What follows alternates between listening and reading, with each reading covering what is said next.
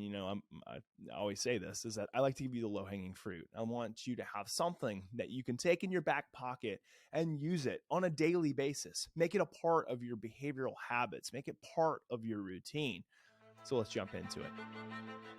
Welcome to the Hanu Health podcast, where our mission is to help you to breathe better and stress less. On this show, we discuss a variety of topics and provide practical suggestions for improving health and well-being. However, none of the education, tips, and tricks provided should be taken as medical advice. Your medical doctor is your best bet if you have medical questions. Also, on this podcast, we interview numerous guests from diverse backgrounds, interests, and may carry some unique ideas. Hanu Health as a company does not endorse all statements provided by guests or condone all suggestions or protocols discussed. We just like hearing about cool people doing rad and new things. So sit back, relax, breathe, and enjoy the show.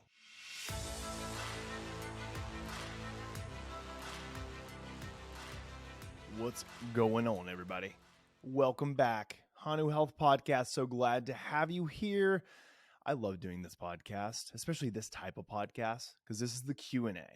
And in the Q&A for HRV, I get to just sit here and jam on about whatever I want. Well, actually, I answer your questions. The listeners submitted questions to the Hanu Health podcast. There's many ways that you can do this, so I know I kind of sound like a broken record, but if it's your first time with us, hey, welcome. If you're watching this on YouTube, welcome. I don't know when this is going to be posted to YouTube, but at some point it will be. Most of you are probably listening to this in the podcast. But again, if you're on YouTube, what's up, guys? Sorry for all the mess. I mean, we just moved into this brand new office in downtown Greenville, South Carolina, and it's a little messy back here. I promise we're going to get this studio all set up. It's going to look beautiful. Just wait. Put you on pause, just like for the rest of the year. Like the rest of this year, which will be 2022 maybe when you're listening to this, probably when you're listening to this. Well, the rest of the year, we have so many things coming down the pike. I mean, like we've launched our company last year, 2021, and this year is when like the big stuff happens. And like when I say big stuff, like I mean like actually like really big stuff. Like just hold on. And again, like if you're watching this like at the end of 2022, you're going to be like, oh, all that big stuff. And yeah, I'm going to leave you with bated breath. Anyway, again, welcome. This is the HRV Q&A. If you want to submit your question to me because you're like, hey, I want Dr. J to answer my question that I have on heart rate variability or stress resiliency or breath work or whatever it may be, it's pretty easy. So all you have to do is you go onto Instagram, you go onto the YouTube channel, you go on anywhere you can find us. podcast@hanuhealth.com. Again, podcast@hanuhealth.com. And you submit your question there. And then again, if we answer your question here live on the podcast or on YouTube, and you want some free Hanu gear. So again, we're talking about some stress balls with Hanu logo on it, an aluminum bottle with the Hanu logo on it, die cut Hanu stickers, and then our Q&A co-host, Patrick McCune, he has his book Atomic Focus, all on mental clarity, kind of cognitive performance, anxiety, stress, mental health performance. All of that, again, is going to be yours. Signed copy from Patrick if you if you submit your question. Last thing, we also give you 3 months. Yeah, it's 3 months worth of breath strips. Geez, sleep strips. I'm gonna have to like edit all this out.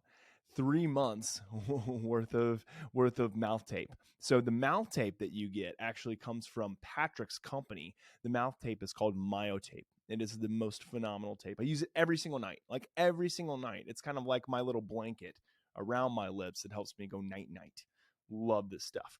So again, the questions that you submit here can be anything and everything. Like it can be anything and everything regarding HRV. I mean, if it's anything and everything and I don't think it's fitting, then I'm not going to answer it. But if it's related to HRV, stress resiliency, breath work, psychology, psychophysiology, performance, submit it to us. Maybe you'll get it on here if we read your question live, and then we'll send you a Hanu gear package. Just email us, podcast@hanuhealth.com with your name, your address, and we'll get you that nice, beautiful Hanu gear box straight to your door.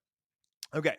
So if you never visited us here on YouTube, here on the podcast, Hanu Health, we are a health technology company that is at the intersection of breathing, stress resiliency, and heart rate variability. And again, it's going to make a lot more sense kind of maybe midway through this year, later on in this year, that you're like, oh, that's what you're building. But it's going to be an incredible platform for all things stress resiliency and anxiety. And right now, we are in the midst of two pandemics, right? Hopefully, we're on the back end of the COVID-19 pandemic. I feel like I say that every, 6 months. And then they're like, hey, here's a new variant, watch out. Not to make light of the variants, but it just feels like it's kind of like a never-ending cycle. But I think that's kind of one of the primary reasons that it's led to our secondary pandemic. And when I refer to our secondary pandemic, I'm talking about the pandemic of stress, a stress pandemic that has coincided with COVID-19. It was already here. Like the stress pandemic has been here for a long time.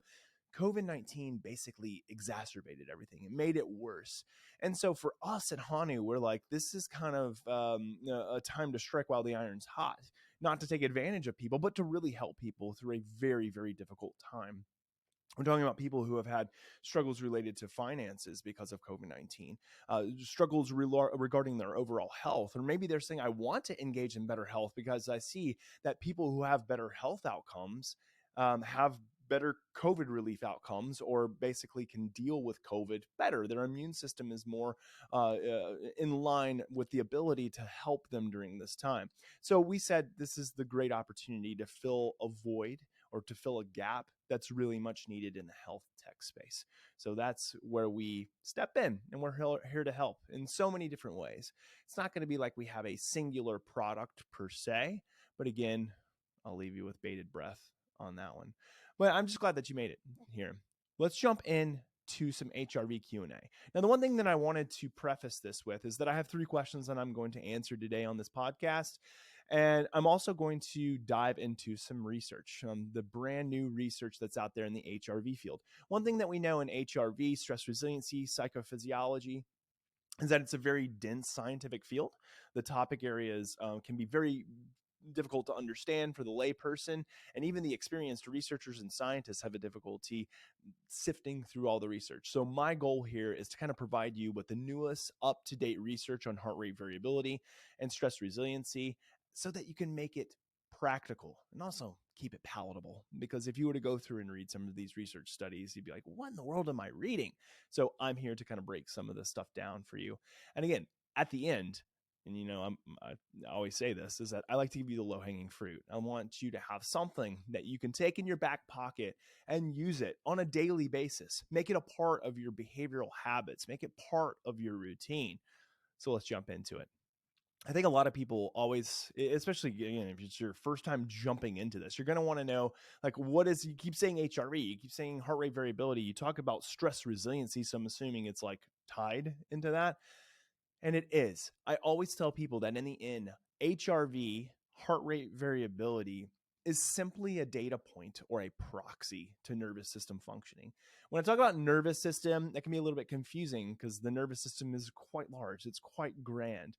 I'm actually more specifically talking to our ANS, or our autonomic nervous system, which consists of multiple branches, but the 2 branches that we focus on mostly are the parasympathetic and sympathetic branch. These are not kind of dueling branches of the nervous system. They can actually work very much in conjunction with one another. However, we kind of can simplify them into kind of 2 different responses. The sympathetic response, or the sympathetic branch of the autonomic nervous system, is really responsible for that fight or flight response, or that motivated response, that energy using response. A lot of people will associate it with the stress response, which wouldn't necessarily be incorrect, but may not provide a full picture or story as to what the sympathetic nervous system is. But for all intents and purposes, if we want to identify it as our fight or flight response, or as our stress response, or as our energy producing response, I'm okay with that. The parasympathetic response, or the parasympathetic branch of the autonomic nervous system, is really most closely associated with our relaxation response, our rest and digest response, and is really a means of energy conservation. And I like to kind of conceptualize it as a means of energy conservation. Now, again, I like to conceptualize or kind of paint the picture of kind of like the gas pedal and the brake, whereas the sympathetic nervous system runs kind of like the gas pedal. and the parasympathetic nervous system runs like the brake. And instead of us using like one foot driving like we would normally do, we kind of drive like Formula One car drivers. I'm not a huge Formula One race car driver guy. Might need to contact Peter Attia on this one. However, what I know is that they, especially around curves, will drive with 2 feet. It's not one-footed driving. They don't pull the foot off the gas pedal. They actually will apply the brake and the gas at the same time. And that's how our nervous system works. It's not kind of like a teeter-totter, like we press the gas pedal, lift the foot off the gas pedal to press the brake, and back and forth and back and forth. It just doesn't work like that. And I'll explain a little bit more of the nuances there. But I wanted to set the stage, kind of the broader umbrella of the sympathetic and parasympathetic nervous system. Again, the two branches of the autonomic nervous system. There's also the enteric nervous system, but which is a part of the peripheral nervous system, which is the greater umbrella of the autonomic nervous system. A lot of nervous systems here, right? But I don't want to kind of spiral you down into that. So for right now, we'll just really talk about those two branches. And the reason, again, I bring this up is because this is where heart rate variability comes into play. Heart rate variability is a proxy or gives us information about what's going on in those two branches. How are they modulating? Are they working in conjunction with one another? Are they kind of working, kind of opposing one another? Because that can happen. It's not that they can't work against each other. They very well can. It's just that, again, it's not that simple. Nothing in physiology, especially in psychophysiology, is that simple. So again, HRV provides us a proxy. So what is heart rate variability? So heart rate variability, again, is the variability that occurs from beat to beat in time or in frequency. And you might be like, well, what does that mean in frequency? I can understand time, the time between each heartbeat or adjacent heartbeat, but I don't know about frequency. Well, we're going to answer that question here in just a little bit because we have that question that is provided by a listener. But needless to say, or maybe I do need to say it, is that HRV really is going to tell us like what is going on in the nervous system. Like, are you experiencing kind of a heightened load of stress right now? And that could be stress psychologically, relationally, financially, physically, like an exercise, or maybe due to health problems. Are you experiencing that stress load, or are you experiencing the ability to kind of modulate your vagus nerve, your 10th cranial nerve, to give you more of that rest and digest relaxation response? So that's really what we're talking about. I've done so many podcasts on this. Obviously, you can go onto our website, hanuhealth.com, see a lot of writings that we're going to be coming out with over the course of the next 6 months to a year, and then listen to, just type in my name, Dr. J. Wiles, HRV, and if you want to hear kind of like the ins and outs of heart rate variability, you'll be able to find that all over the interwebs. Probably my most seminal podcast I've done is with Ben Greenfield. It was like a 2.5 hour or so podcast that was like deep dive HRV. Did another one with Ben Pakulski on the Muscle Intelligence podcast, was just a pretty deep dive as well. But scour the interwebs. Maybe I'll link to this in the show notes. And you can find the show notes of this at hanuhealth.com/podcast. All of our podcasts are there. And then, of course, YouTube channel. All right, let's talk about that research study. So the research study that I'm actually going to talk about came out this past year in Journal of Medicine. So past year would be 2021. And it looked at the effects of slow breathing rates on HRV, heart rate variability, and arterial baroreflex sensitivity in essential hypertension. So if you're wondering what are all these words, well, slow breathing. So we're going to talk about a slow respiratory rate. We're going to talk about heart rate variability, which you probably already somewhat familiar with. And then arterial baroreflex sensitivity is probably something that you've either kind of heard in passing, or most of you probably have never heard of that. And I'll talk about that here in a second. And then essential hypertension. So what is essential hypertension? So essential hypertension is the most common form of hypertension. Hypertension is going to be high blood pressure. So when we experience kind of an influx of high levels of blood pressure against the arterial walls, that can actually cause a lot of damage to the epithelial walls or the epithelial cells that surround our blood vessels. And then also, too, it can cause significant difficulties for the heart. The heart's having to work harder and to pump harder, or is pumping harder, resulting in blood pressure. Now, the baroreflex is actually a feedback loop that is there to help maintain homeostasis of blood pressure. When we have a baroreflex that is really sensitive, that means it responds almost either at control or to other variables or factors in the body to tell blood pressure to either regulate itself up or down. Because sometimes we need blood pressure to be regulated downward, and sometimes we need it to be regulated upward. And we actually know that one of the major influences of heart rate variability is indeed your baroreflex. So, again, how does the baroreflex mechanism work? How does it help us to maintain appropriate blood pressure? Well, it's complex, but it's also not that complex. I'm going to tell you the less complex version of the baroreflex mechanism, but there's actually a lot more complexities that kind of run this. Again, it's a feedback loop system. And when I say a feedback loop system means that it comes full circle. It basically creates a 360. So we actually have in our carotid sinus and then in the aortic arch of the heart, we have these receptors, blood pressure receptors called baroreceptors.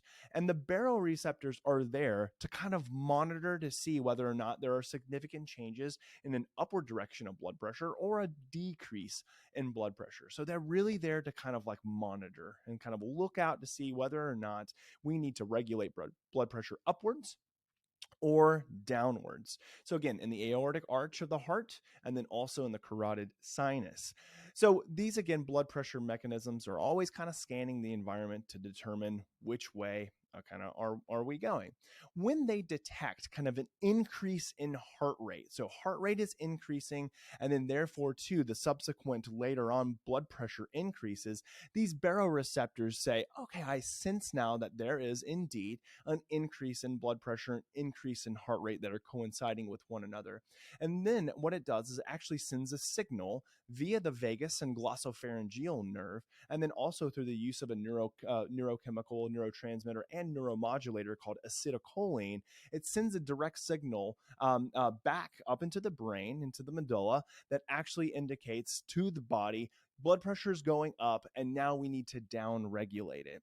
And so this feedback loop system will actually send back down through the NTS of the brain, back down to the aortic arch and baroreceptors of the heart to then say, okay, we need to calm down. So the vagus nerve will actually help to release or reduce blood pressure via these baroreceptors. The exact opposite can happen as well. Acetylcholine is really interesting because it can actually work as what we call like almost like an upper as far as neurotransmitters goes. So basically, it can cause almost like a stimulant type of effect, which can increase heart rate, increase blood pressure, but it also can result in a reduction, so it can actually decrease heart rate, can decrease blood pressure as well. So it works as a really cool neurotransmitter, and it's a part of this feedback loop system. So when someone has a sensitive baroreflex, that means that it actually is very sensitive to the messaging that need be to help create homeostatic blood pressure. And that can be good, it is good because it can help again to regulate blood pressure. But when the baroreflex mechanism is not very sensitive and blood pressure is high and there's no means to help down regulate it, then that's where we can have some problems, and it can lead some significant difficulties, especially when it comes to essential hypertension. So essential hypertension, primary hypertension, means that there's no other physiological cause or mechanism that we can identify that is resulting then in hypertension or resulting in high blood pressure. And we know that people with really high blood pressure, or even if they're approaching high blood pressure, can have a baroreflex mechanism that is not very sensitive. In other words, it doesn't really listen. So how do we actually engage it? Can we make it listen to us? Well, we know from research and science that there's a lot of different mechanisms to help out with that. We know exercise is really a key component to helping with approximate and to alleviate the difficulties of high blood pressure that it can cause. And one of the things that we know too is that it's a silent killer. Like, most people don't feel high blood pressure. Like, if it's really, really high, maybe you'll feel it. If it's really, really low, maybe you'll feel it. And when people get into that 140/90, which is actually changed to 130/80, when they get into that range, most people are not going to be able to sense that or to feel that. Like, our level of internal bodily awareness or interoception typically isn't strong enough, or maybe I would say sensitive enough to feel changes like that. So that's why we have to be very careful and monitor those things. That's why you get checked up on this when you go to see your physician each time that you go. So it's one thing that to just kind of keep in mind. If you're not checking that, check it. It's a very, very important biomarker or biometric, as important, if not more important, than heart rate variability. And I'm an HRV guy.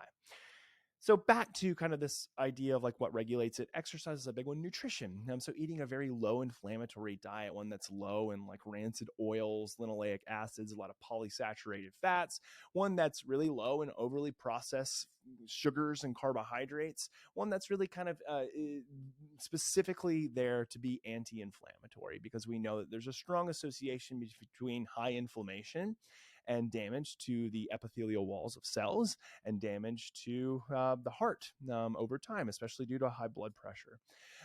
The other thing that's been examined and that I'm going to talk about today is how we can utilize slow-paced breathing, SPB. Can we utilize slow-paced breathing to make changes in heart rate, to make changes in HRV?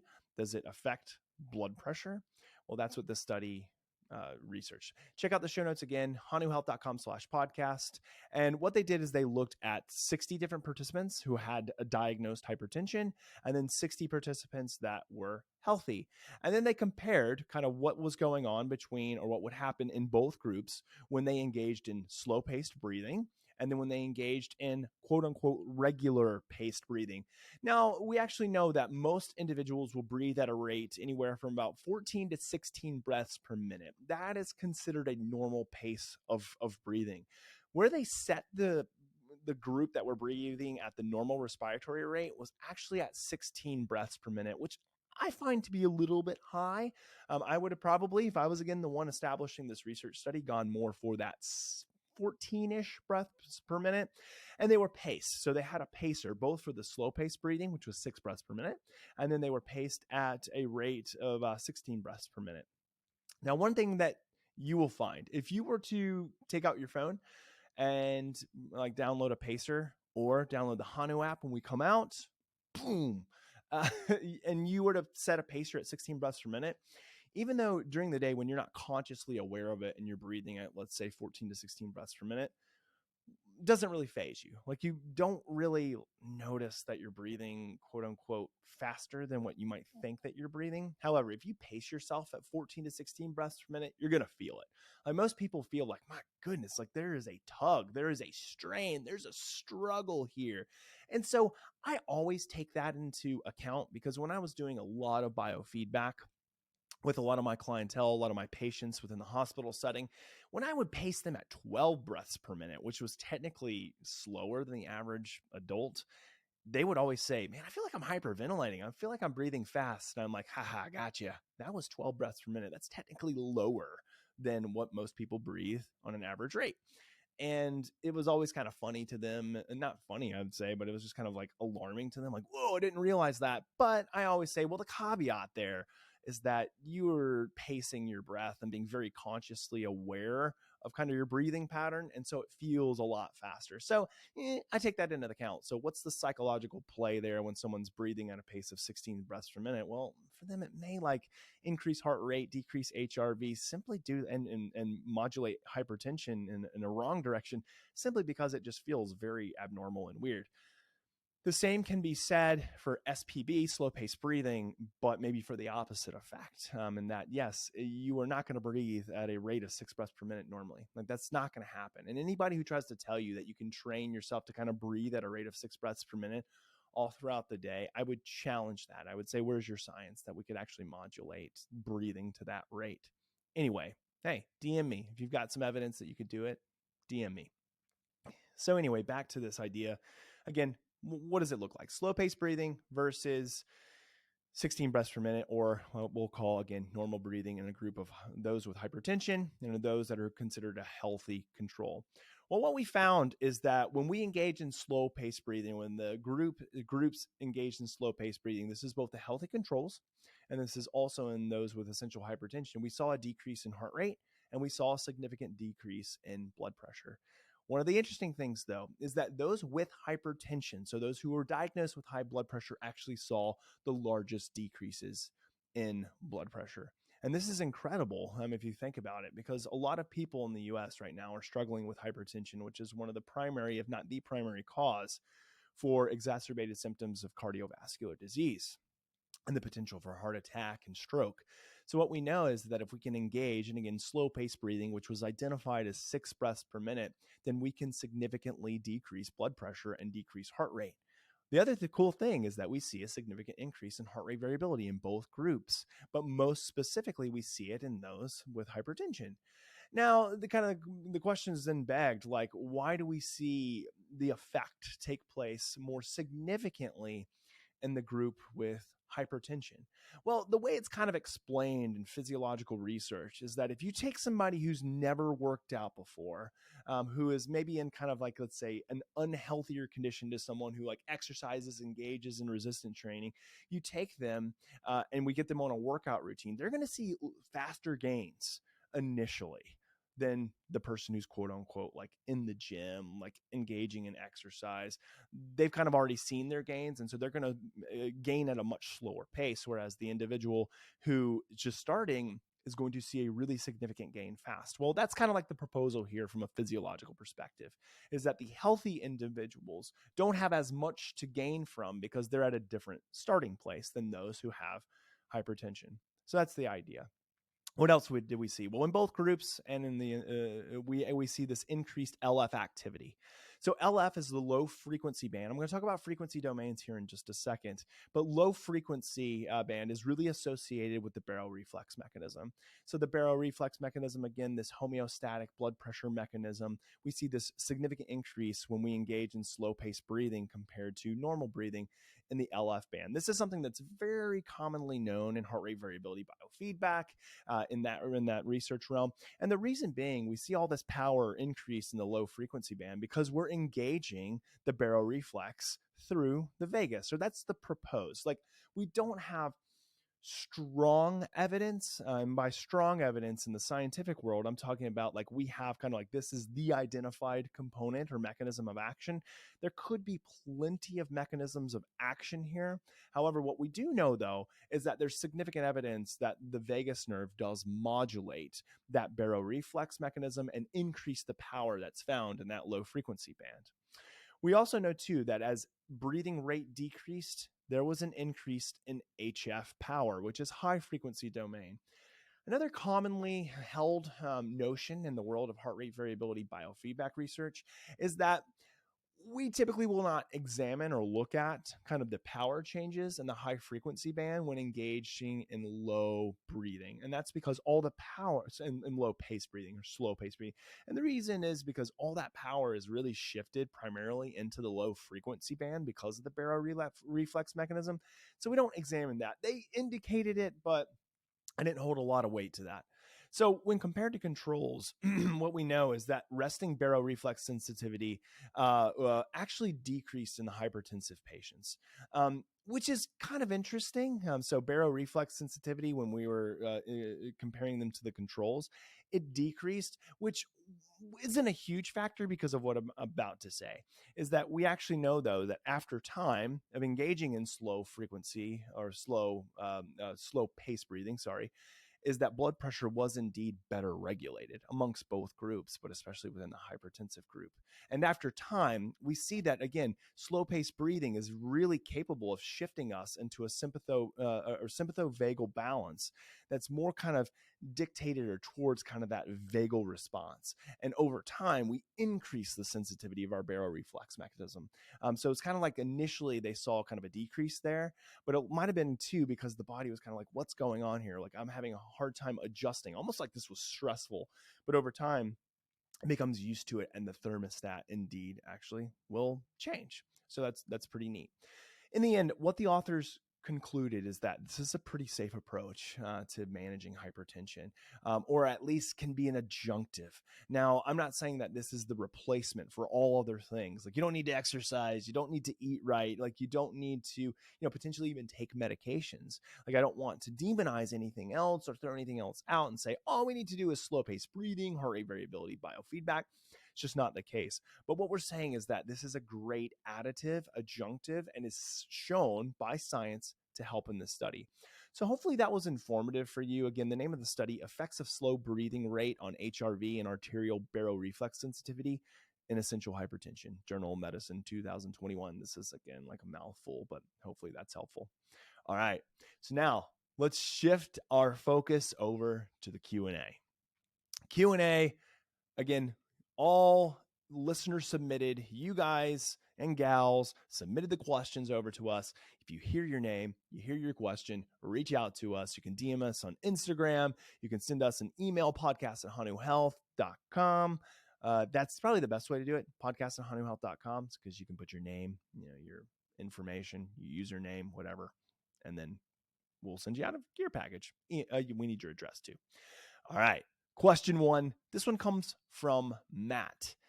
Matt asks, I'm having a lot of difficulty with time of fitting in training for my nervous system. I know that I should be doing more and that there are a lot of things that can help me with my HRV, but is there something that you recommend for everyone every day?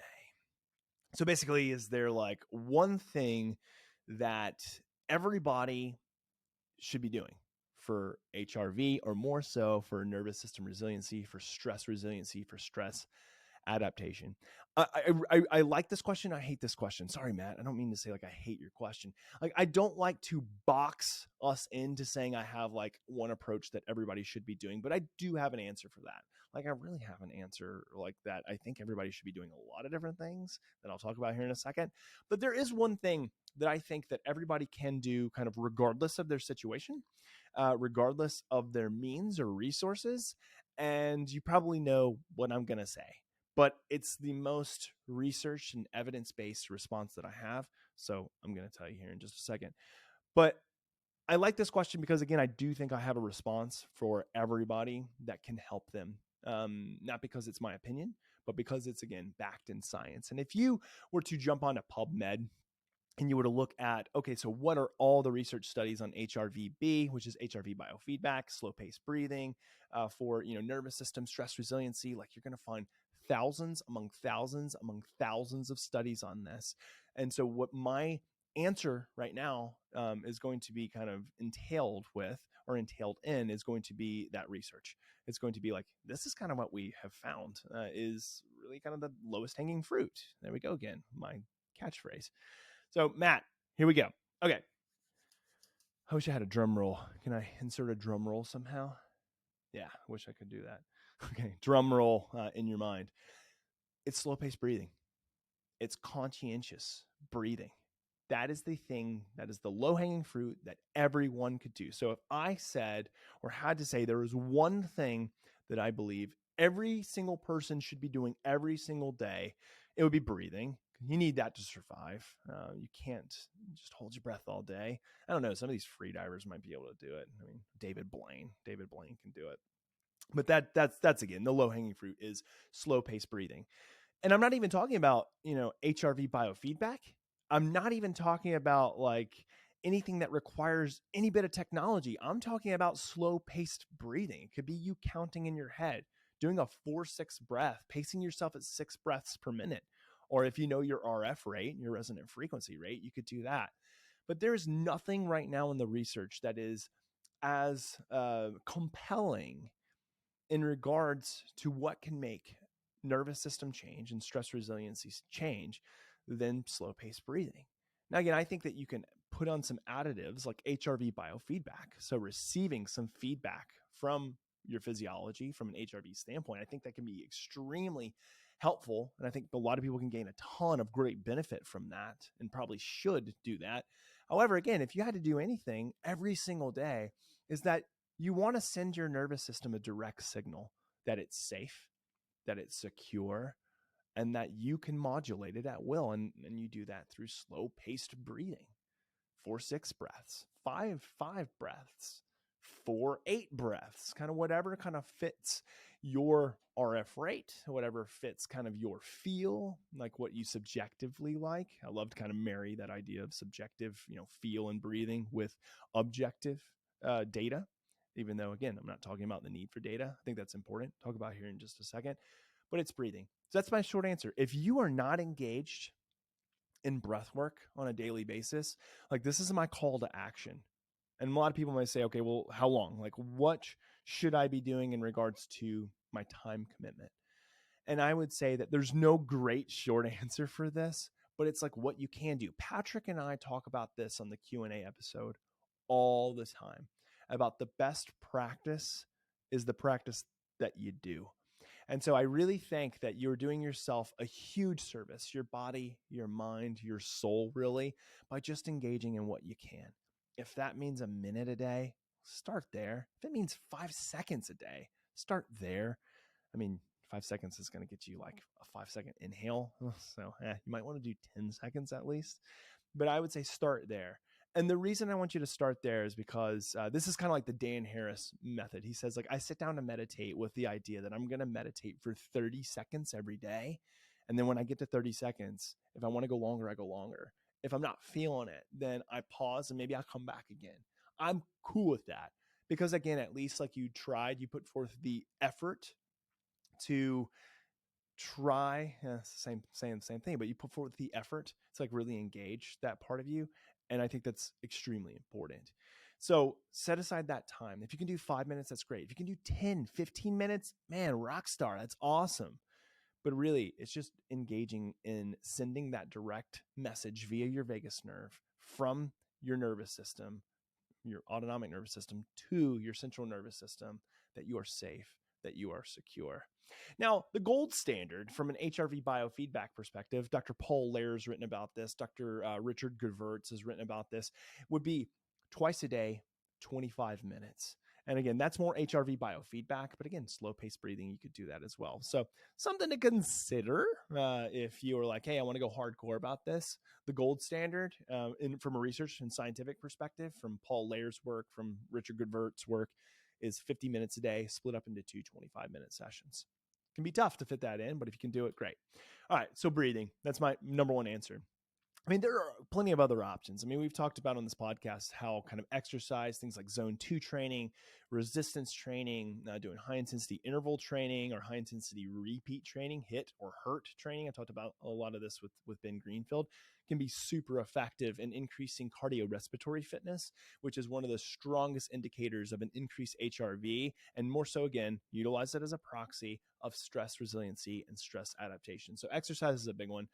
I've mentioned, making changes to the nutrition, like from a from like a standard American diet to a anti-inflammatory diet. It's really important. Also, one of the things that we know is that eating like a really high calorically dense diet, especially like when we eat really heavy meals or we snack throughout the day, can be very detrimental to heart rate variability and can reduce cardiorespiratory fitness. So one of the things that I would really, I guess, just kind of strongly encourage you to do is to avoid heavy meals, to avoid like these really high calorically dense meals. I see this happen with a lot of people who fast. Now, those of you who know me and follow me know that I fast pretty much every single day until about lunchtime when I break my fast. If I break my fast with a super high calorically dense meal, just like a ton of food, then the rest of the afternoon can feel a little bit sluggish for me, and I will watch my HRV just, it'll tank down. So I would really encourage you to avoid that and avoid like snacking throughout the day. Give yourself kind of like these mini fasts throughout the day. It's probably more evolutionarily sound to not be snacking all day, especially on like, donuts, ding dongs, pastries, whatever. The next thing that's really important, and again, this is a short list, like a really short list. I think that I could add probably 20 other things here, but the other one would be thing that we could do every day would be gratitude and relationships and social life. We'll have to link to this one in the show notes, but Dr. Andrew Huberman did a phenomenal podcast on gratitude and the neuroscience and research behind gratitude.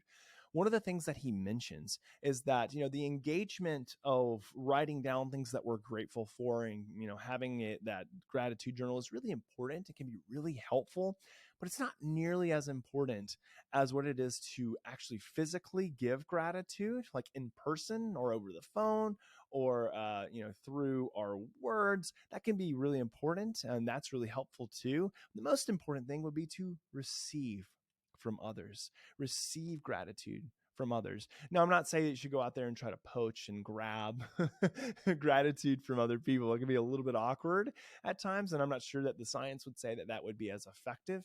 But one of the things that I have found, and I don't know why necessarily this is, it's kind of just the universe coming in full circle. The more I give gratitude, I tend to receive gratitude. And it's great for me. I love offering gratitude to other people, but I just feel like I receive gratitude more often when I do that. Maybe it's because I notice when other people are providing me with their level of gratitude. And we know that that can enhance nervous system resiliency, reduce our stress response, and can manifest in a higher level of HRV. So really honing in on how do we improve relationships? How do we increase our social well-being? How do we also improve kind of our ability to provide and then also receive gratitude?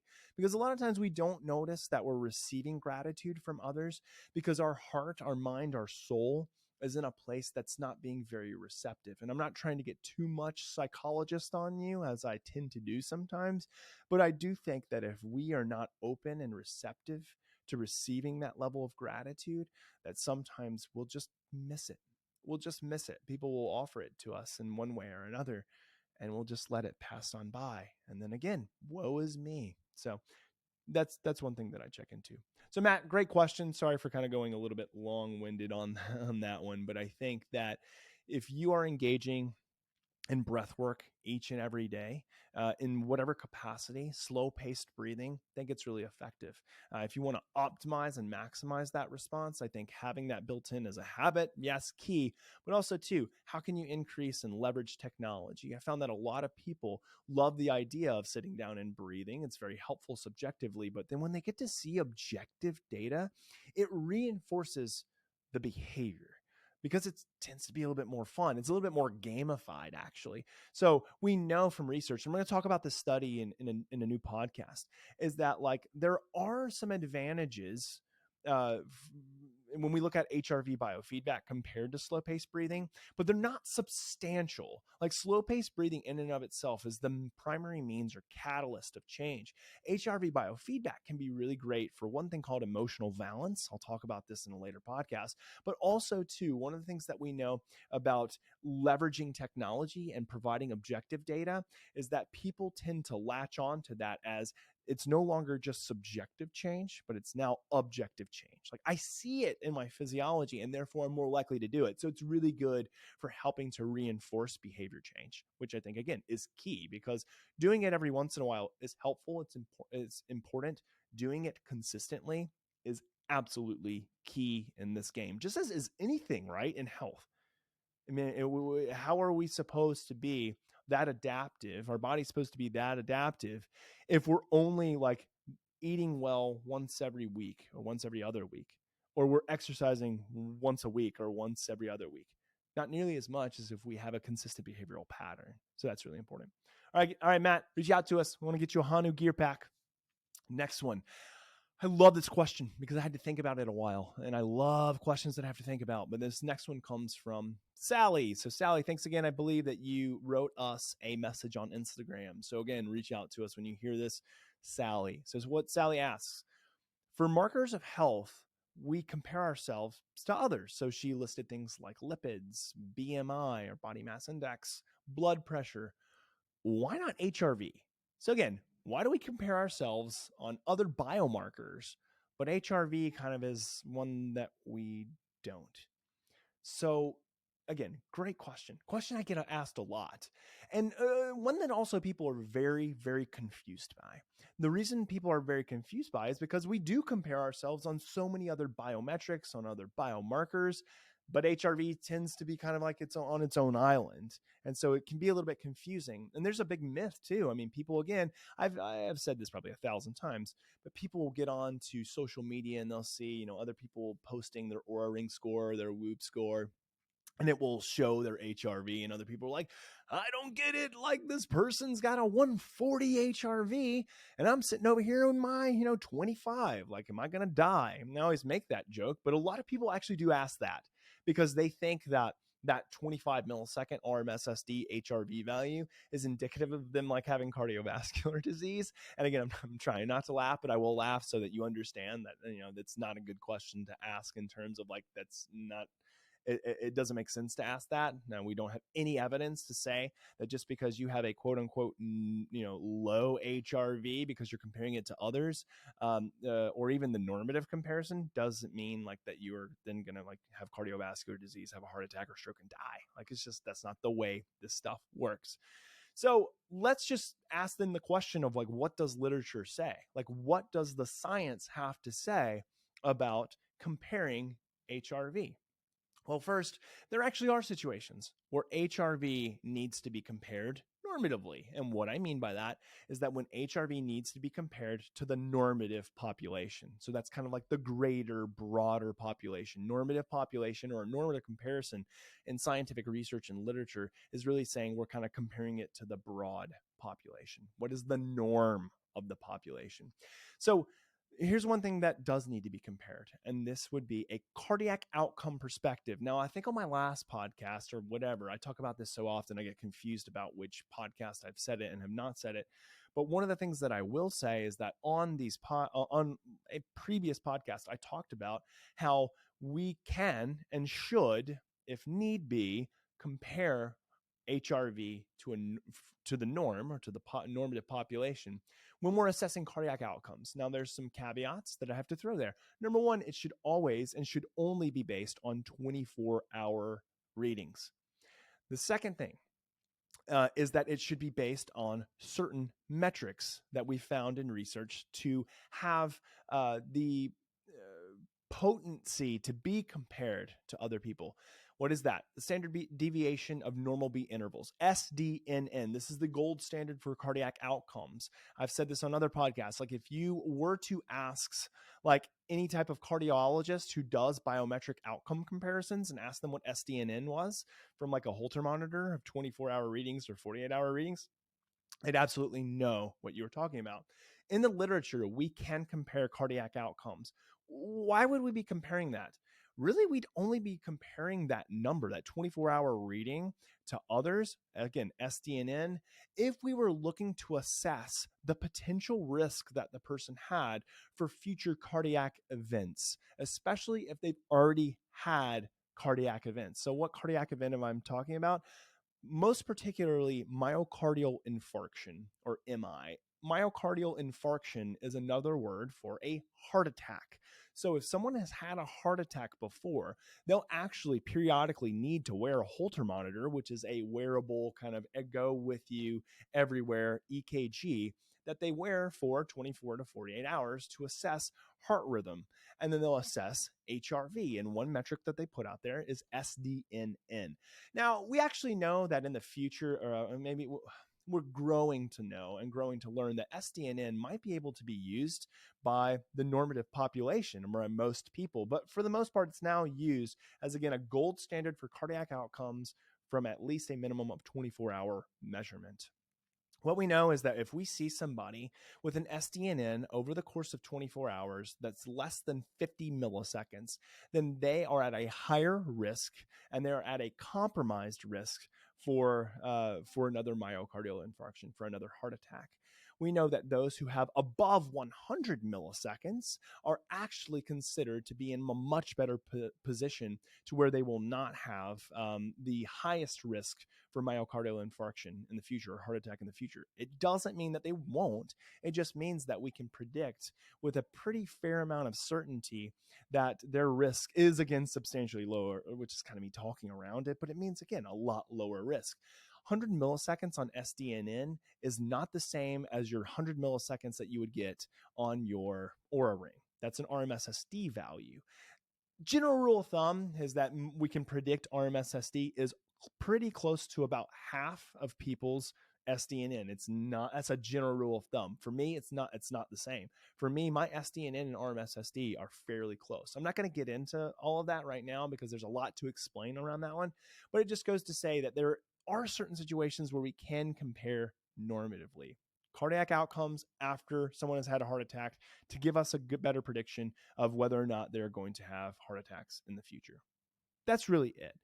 Now, I have a feeling that at some point we're going to discover maybe some metrics of HRV, which really do require a normative comparison. And I'm really excited for that research in the future. But as it stands, and I do this all the time, but right now I'm recording this on January 20th, 2021. Sorry, I'm way off. December 20th, 2021. And there are no research studies right now in blue ribbon peer reviewed journals that say that there's any need right now for a normative comparison on biometrics, especially in regards to mental health, nervous system resiliency, stress adaptation. There's just nothing out there. So again, why are we not comparing HRV normatively? Well, that's because there are just way too many variables that affect HRV scores, that affect HRV outcomes. What am I talking about? One is genetic propensity. There are a lot of people that are in very, very poor health, but have a genetic propensity towards a high variability in heart rate or the time between heartbeats, HRV. Now, again, for the most part, the general rule of thumb is that when people are quote unquote healthier, normally HRV is higher. There can be a limit to that, right? So I've seen plenty of Olympic athletes who have a really poor HRV due to overtraining, overreaching, and burnt out nervous systems, burnt out adrenals, cortisol dysregulation, hormone dysregulation, and so forth. But a general rule of thumb is that the more healthy the individual is, more adaptive they are, the higher HRV. However, genetics plays a huge role into this. I don't know a lot about my dad's or mom's HRV. It's just not something that I've talked a lot to them about. I don't even know if they take it. Mom and dad, if you're watching, listening, let me know. But I know I would suspect that there is a possibility that they have a high HRV because I naturally have a high HRV. Now, I've done a lot of work to increase my HRV. My thermostat has changed substantially, but I had a high starting place. I'm also really tall, and we know that tall people, I'm 6'5". I know that tall people from the literature have higher HRV, typically as a baseline. Weight plays a role. Gender plays a role. There are all these other variables that play a factor and a role that doesn't allow for easy normative comparison or provide a reason. Now, again, that could change in the future. I think it's going to change in some way, at least some metrics of HRV. I don't know if it'll be RMSSD. I don't know if it'll be some of the frequency domains. I don't know. But again, there's nothing that indicates that we should be doing that because there's too many variables at play here. Whereas when we look at lipids, when we look at BMI, blood pressure, other biomarkers, and other biometrics, there are reasons from literature. Again, this is how we get it, right? We get it from science. There are reasons from scientific literature that we should be doing that. Again, will that come down the pike for us in the HRV world, in the stress resiliency world? Probably. It's just a matter of time. It's just not here now. So again, I'd love to correct myself when we get to that place. It's just not here now. There's also evidence that there's a lack or a need for comparing normatively for other variables of health, right? So one would be like how much weight you lift, right? So we know that as people develop and gain strength, that mortality and morbidity decreases. So your chance of dying, especially from health related issues, the stronger you are, the more essentially too that you can lift, the better. But why are we not comparing 6'5", Jay, trying to get my muscle into the into the YouTube video? Why are we not comparing me to, the 5'11" guy who is, lifting half my weight or doing whatever? I don't know. Like, there are ways that we are kind of comparing from, like, let's say a competitive powerlifting or, weightlifting kind of meet. But from a health outcomes perspective, we're not. Body fat percentage is another one. So you would kind of expect on some levels that the people with lower body fat would be quote unquote healthier, and in ways they are, but they also, might not be in other ways. So it's these different biometrics, these different biomarkers, they have their place for normative comparison, but we have to listen to the science. We have to listen to the research on what it's telling us. So again, I want to kind of finish off this question. Again, great question, Sally. As of now, no evidence for normative comparison. So what should we do? We should compare to our self-baseline. So any metric that you're pulling, especially when you're using Hanu, when you're all immersed into our system, any metric that we're pulling, any data that we're pulling, should always be a baseline comparison to yourself. Now, there's many, many ways of doing this, and I don't have the ability and time. I have the ability, I would think, but I don't have the time right now to get into everything. But there are reasons and ways that we should be comparing to the self, from an exercise recovery perspective, from a stress resiliency perspective, from really providing that proxy or information into overall nervous system functioning. There are reasons to do that. Again, I'm not going to go into all of those. There's previous podcasts as to, how to compare normatively. And the next question, I'm going to talk a little bit about how to compare. Scratch that. How to compare to the self. And the next question, I'm also going to talk about how to compare to the self as well. So again, Sally, thanks. Great question. All right. Third, final question is from, and this came from Instagram as well. So I don't have the name, but I do have the Instagram account. Flow2 Plus, FLO2 Plus. So Flow2 Plus, can you explain the difference between time domain and frequency domain measurements? And then how do we use these measurements? And I think this is a great question because it typically is one of the more confusing ones. Like frequency domain tends to be really confusing. The time domain is kind of more easy to understand, but there's actually a lot of time domain indices that people aren't aware of. Most people only get one, like from this guy right here, like their Oura Ring or, their Whoop or their Garmin. As you can see, I've got a lot of stuff. I want to have my poll on earlier. I'm just collecting data all the time. A little bit of a data nerd, as I should be. I own a health tech company and probably should be a little bit of a data nerd. Also scientists and researchers, what I do. So anyway, time domain versus frequency domain. So most people are probably a little bit more familiar with time domain indices. So I mentioned earlier, SDNN, standard deviation of normal beat intervals. The SDNN is, again, the gold standard, but it's not utilized as commonly in biometric wearables, like in Aura or in Whoop, in other means of collecting data. But there's a lot of relevance to that data point, and I think that we're going to discover more of it. Marco Altini, who works, with us as a primary data scientist, is uncovering kind of more of utilization and collection of SDNN. So check out his work. Marco's awesome. The next thing would be RMSSD as a value. That's probably the gold standard for short term, which is 2 to 5 minutes of reading, which is much shorter than 24 hours. But we can take SDNN in shorter than that. But that's kind of like the gold standard. Well, the great thing about RMSSD is it gives us a true value of vagal modulation. And what I mean by that is that it removes the component, or tries to remove the component, that slow-paced breathing can have on changes in that score and changes in HRV. So if you were to take a 5-minute reading, and when you're breathing normally at a normal respiratory rate, and then you take a 5-minute reading, breathing at a slow breathing rate, your RMSSD will change, but not significantly compared to the changes that you would see in SDNN. SDNN, you'd see significant changes in slow paced breathing. And the reason being is because it does not factor that variable in, or so I should say factor it out, whereas RMSSD does. I should back up too and say time domain indices are actually looking at the changes in time between each adjacent heartbeat. So RMSSD is the root mean square of successive differences, which is a mouthful. Basically, it's a mathematical equation that transforms the raw interbeat interval data into looking at kind of like the root mean of them.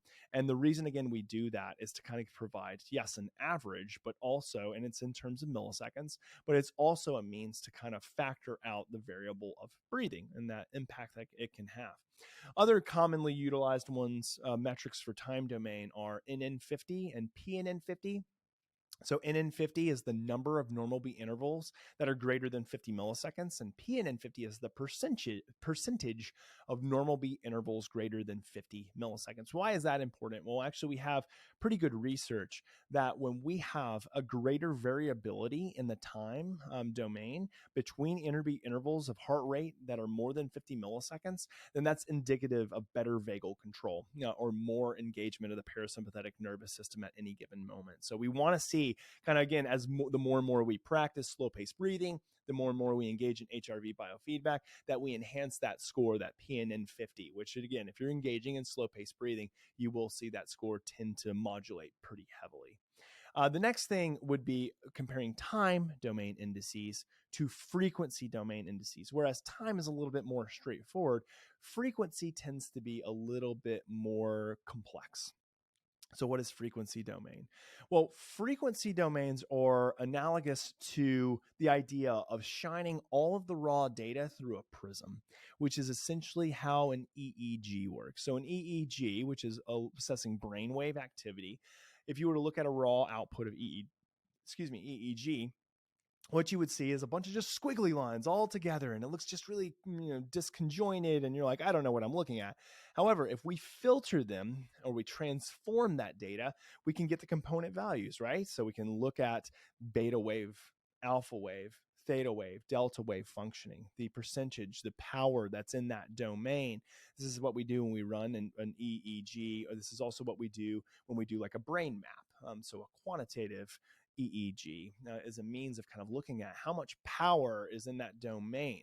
So basically, like which one is rising above or which one is underperforming. So that's kind of, again, that's a little bit bastardized. However, that's the easiest way to put it. It's like basically shining the raw data through a prism and looking at the component values. And we know from an EEG, we know what it means to have high power in beta, to have high power in alpha, theta, delta, SMR, and so on. So we can do the same thing with heart rate data to look at cardiorespiratory fitness and HRV values. We just term them a little bit differently. So we send the raw data through what's called an FFT or an AT, so a fast Fourier transformation, and that data will again provide us with the component values. And then from research, we know what each of those component values means, or kind of what does power mean within each of those domains. So what we actually have is we have 4 domains and frequency domains that are really popularized or really researched: ULF, VLF, LF, and HF. So ULF is ultra low frequency. There's not a ton of consensus about what that data means, and it can only be collected over a 24-hour period. So not a lot of people use it. It's just a confusing one. Again, this is the world of science, right? So we're going to figure out more of what it means. It just may take a little bit of time. So I'm going to leave that one be. Now, VLF's a really interesting one, the very low frequency band. What we know about the very low frequency band is that it's a great marker of sympathetic activity, but mostly alpha sympathetic activity that's kind of found within the alpha receptors of the heart. So we know that when someone is engaged in a sympathetic response and these alpha receptors are activated, that the power domain in VLF goes way up. So if someone's stressed and they're experiencing that alpha sympathetic activity, VLF power will go up significantly. So if you were to look at a graph of an FFT or a fast Fourier transformation, a frequency prism, then what we actually will see is a lot of spiking in that VLF when someone's experiencing a high level of alpha sympathetic activity. Now, LF is probably the most confusing simply because researchers have gone back and forth as to what it actually tells us and what it actually means. So, and I'm actually, for those on YouTube, so I had to lower the screen a little bit. James, if you wouldn't mind editing that out, we'll edit it out on YouTube. So I'm going to go back. All right. Excuse me. So LF, which is, again, the low frequency band, LF is one of those that just tends to be confusing. And the reason it's so confusing is because we've gone back and forth between what researchers believe it tells us and what it doesn't. At first, we thought, oh, this is really sympathetically dominant. Like when LF is increased, we know that someone is experiencing a high level of sympathetic activity, a high level of sympathetic output. It's actually not the case. We actually now think quite the opposite of LF, that it's actually more parasympathetically dominant, as is HF. I'll tell you why HF we pretty much know is is parasympathetically dominant. But LF we actually think is a little bit more driven by parasympathetic activity, but also too is highly indicative of sympathetic activity as well. Like I mentioned earlier, LF, or low frequency, is really the band of the baroreflex. It's really the band of baroreflex sensitivity as well. And so what we know, and I'll get into this more in kind of like how do we utilize LF, but we know that LF, especially when someone's engaged in slow-paced breathing, almost all the power is going to be pulled into low frequency, especially hanging around that 0.1 hertz, or what we call kind of like the meditator's peak, kind of the resonant breath rate. The Heart Math Institute calls it the coherent rate. That's kind of, again, around that 0.1 hertz. And then HF high frequency is probably one of the most researched bands in regards to parasympathetic activity. We know that if we block the vagus nerve, if we provide full blockade of the vagus nerve, then basically there will be zero oscillations that happen in the high frequency domain, which means that it is really governed by the parasympathetic branch of the autonomic nervous system. I'm going to again talk about use here in a minute. The most controversial ratio, or I guess we would say data point, is the LF-HF ratio. And the LF-HF ratio is supposed to be kind of like an indicator of autonomic balance, but really that's been debunked. We don't have great research for that, like, whatsoever. We don't really have great information to say that the LF-HF ratio is indeed an indicator of autonomic balance. Even the word autonomic balance is a bit of a misnomer. It's a bit of a myth too, that's kind of what we're after. We're not after that. We're not after a balance. This is not a seesaw. We're after our ability to control and modulate the nervous system at will. If you want to call that balance, sure, but it's really kind of not technically correct. So what's the uses? Like, how do we use time domain indices? How do we use frequency domain indices? Well, the first thing to remember is that in regards to time domain indices, this is the most rigorously studied. So we have the most evidence for use in time domain indices, especially short-term readings utilizing the RMSSD value. That is why Whoop uses it, Aura uses it, Hanu uses it, everybody uses RMSSD, because it is the most accurate ability or benchmark to determine changes in vagal modulation and vagal functioning. And in functioning might be a little bit of an overstep, but there is means of determining kind of vagal output and parasympathetic output by looking at RMSSD. So I like the use, and I would say I love the use of RMSSD simply from the perspective that RMSSD provides us with kind of most scientifically rigored type of output, because we know what it's providing us. Now, frequency domain output has been studied pretty heavily.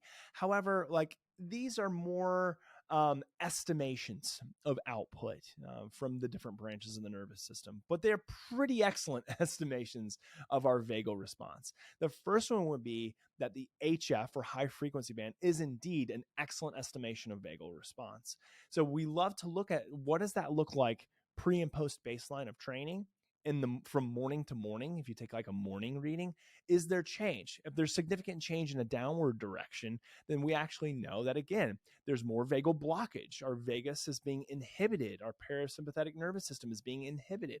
Well, why is that? Is that because we're stressed? Are we overreaching? Like, is there bodily damage? Like, there are plenty of other reasons for it. The biggest one we see is a heightened level of stress response. We also know that when we utilize the frequency domains, this is great feedback for assessing baroreflex sensitivity.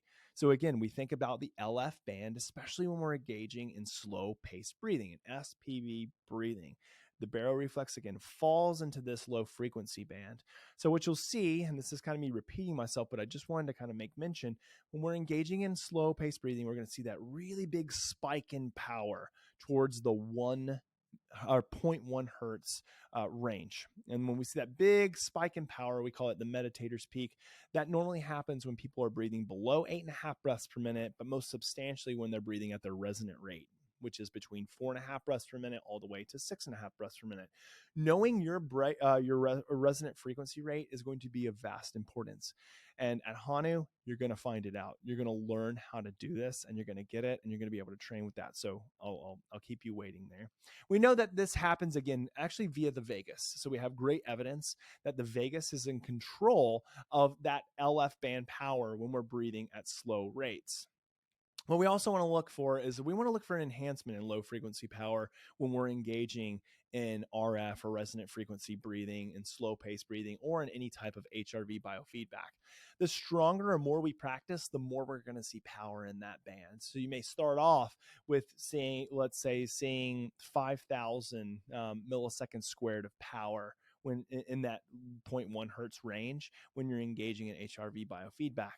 But maybe months go by and now you're seeing 7,000 milliseconds squared of power, 10,000 milliseconds squared of power. Next thing you know, you're at 25,000 milliseconds squared of power. That's kind of what you're looking for. Enhancements or changes in the power or sensitivity of the baroreflex within that low frequency range. The next thing we're looking for is we're looking for enhancements in HF or high frequency power during resting baselines, before and after slow pace breathing, HRV biofeedback, or like morning to morning, like almost like readiness scores or stress resiliency score. We don't look at high frequency during slow pace breathing. And that's again, because all the power is going to shift, or most of the power, I should say, not all, most of the power is going to shift into the low frequency band. And we don't have good evidence for assessing changes in high frequency power when engaged in slow paced breathing. Time domain versus frequency domain. It's not really a versus, it's a and. I like both of them. Again, you're going to find the most scientific evidence behind the use of time domain indices, but you will find indeed the utilization and need for frequency band assessment. And the reason, again, for this one is because when we look at time domain indices, we might be missing kind of the whole picture here. We don't want to look at the raw data EEG. We want to look at the component values, which would be the prism that we shine the EKG or PPG for most people data through, and then again see those component rhythm values. Great question. That was an awesome one from, again, Flow2 Plus. If I read your question out in here, please make sure that you reach out to us. So go podcast@hanuhealth.com with your name, your address. We'll send you over the Hanu gear package, and you guys will be good to go. If you want your opportunity to feature your question on here to get you a Hanu Health gear package, please make sure you submit to us. Again, Instagram, YouTube, podcast@hanuhealth.com. It's an email. We want to hear from you. These questions are awesome. Thank you for the three of you who submitted. Last thing, again, I want to wrap this up. Everybody, if you're not on the wait list yet, like, you need to get on there. Like, the insaneness of stuff that's coming out in regards to content, but then also to what we're providing as a product service from Hanu Health, you're going to be the first to hear about it, the first to get discounts on it, and the first to get your hands on what we're doing if you get on the wait list. So that's hanuhealth.com/waitlist. The other way to follow us is on Instagram. It's on YouTube. If you're watching us here, thank you. Like, subscribe, all that good stuff. Like, we want you to be alerted to all of our videos. And then follow us at Hanu Health, kind of on all our platforms. Again, Facebook, Instagram, you know it. Also follow Patrick at Oxygen Advantage, at Buteco Clinic. You can follow my personal Instagram at Dr. J. Wiles. We'd really be appreciative for it. And the last thing that you can do to help us, again, if you want to win one of these gear packages, like, we're trying to give this to everybody. Like, we want everybody in the world to have Hanu gear and to have Hanu as a part of their life. Give us a 5-star review on the Apple Podcast platform. So go on there, write us a 5-star review. If I read your 5-star review on air with Patrick during our Q&A, we're going to send you that gear package. You're going to get it. You're going to love it. So please make sure that you do that. Everybody, I hope that this was helpful. This was informative, that you can take this information and use it and live your best life, just engaging in those slow-paced breathing patterns, enhancing stress resiliency, improving your heart rate variability, and your means to relate to other people. Like, again, if we can change your means of interacting with yourself and others to make you less emotionally explosive or reactive, to make you more forgiving of yourself, provide grace for yourself and others, to really connect with others, like, that's our goal. That's what we want for you. That's what we want for us here at Hanu as well. So thank you so much for listening. Every Friday, the podcast comes out. All the stuff's going to get uploaded to YouTube. We're going to have way more content on YouTube as well. That's going to be like YouTube exclusive. A lot of great education stuff, a lot of information, cracking down and reading of all this great research that we provided to you today. Hopefully, it's all coming. So again, thank you all again for joining us. We love you all, and we'll see you next week.